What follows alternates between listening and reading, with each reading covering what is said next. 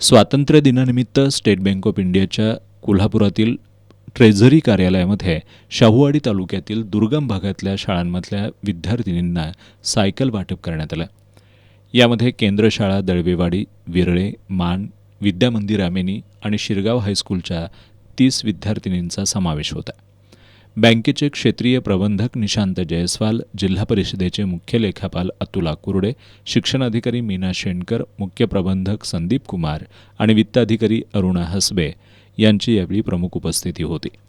यावेळी बोलताना बँकेचे क्षेत्रीय प्रबंधक निशांत जयस्वाल यांनी स्टेट बँक ऑफ इंडिया सर्वसामान्य व्यक्तीला केंद्रस्थानी मानून काम करत असल्याचं सांगितलं.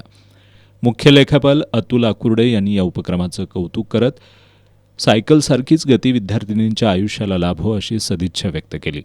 शिक्षणाधिकारी मीना शेणकर यांनी शिक्षण ही काळाची गरज असून मुलींना शिक्षणाच्या प्रवाहात आणण्यासाठी स्टेट बँक ऑफ इंडियानं उचललेलं पाऊल प्रेरणादायी असल्याचं नमूद केलं. यावेळी कोषागार शाखा प्रबंधक राजेंद्र साबळे, उपप्रबंधक संदीप बुचडे, सहाय्यक प्रबंधक पंकज आंबेकर यांच्यासह केंद्रप्रमुख, शिक्षक, विद्यार्थी, पालक आणि बँकेचे कर्मचारी उपस्थित होते.